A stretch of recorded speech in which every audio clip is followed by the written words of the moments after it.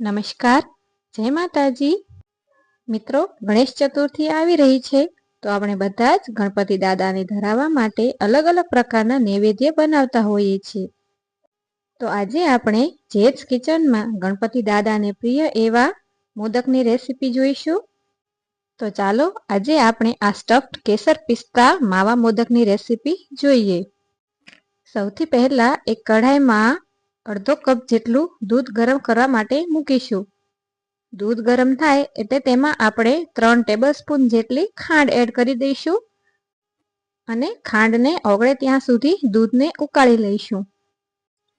ખાંડ ઓગળી જાય એટલે તેમાં આપણે 2 ચમચી જેટલું દેશી ઘી એડ કરી દઈશું.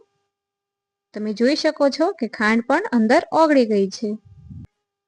ઘી, દૂધ અને ખાંડનું મિશ્રણ સરસ રીતે ઉકળી જાય એટલે તેમાં આપણે 1 કપ જેટલો મિલ્ક પાવડર એડ કરી દઈશું અને તેને બરાબર મિક્સ કરી લઈશું. તમે કોઈ ચમચા કે આ રીતે સિલિકોનના સ્પેચ્યુલાથી સરસ રીતે મિક્સ કરી શકો છો. મિશ્રણ મિક્સ કરતી વખતે ધ્યાન રહે કે મિશ્રણની અંદર મિલ્ક પાવડરના કોઈ ગાંઠા ન રહે, તેથી તેને સરસ રીતે હલાવતા રહેવું. આ બધી પ્રોસેસ કરતી વખતે ગેસની ફ્લેમ એકદમ સ્લો જ રાખવી. જો હાઈ ફ્લેમ હશે તો આ જે માવાનું મિશ્રણ આપણે બનાવ્યું છે તે નીચે ચોંટી જશે.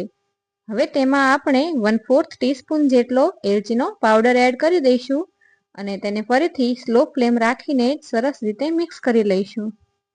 આ તમે જોઈ શકો છો કે આપણું આ મિલ્ક પાવડરનું જે મિશ્રણ છે તે સરસ, જે આપણે રેડીમેડ બહારથી માવો લાવતા હોઈએ છીએ તેવું જ બની ગયું છે. હવે આ મિશ્રણમાંથી આપણે 2 ચમચી જેટલો માવો કાઢી લઈશું અને તેમાં આ 2 ચમચી જેટલું કેસરવાળું દૂધ એડ કરી દઈશું અને તેને સરસ રીતે મિક્સ કરી લઈશું.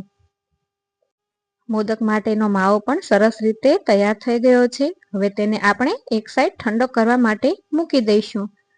સ્ટફિંગ માટે 10 થી 15 પિસ્તા અને 7 થી 8 કાજુને મિક્સી જારમાં લઈ તેને દળી લઈશું અને તેનો આ રીતે પાવડર બનાવી લઈશું.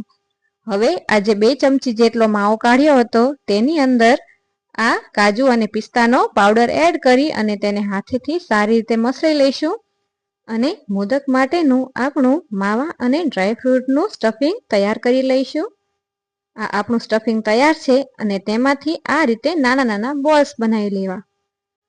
મોદક બનાવવા માટે આવા મોલ્ડનો ઉપયોગ કરવામાં આવે છે.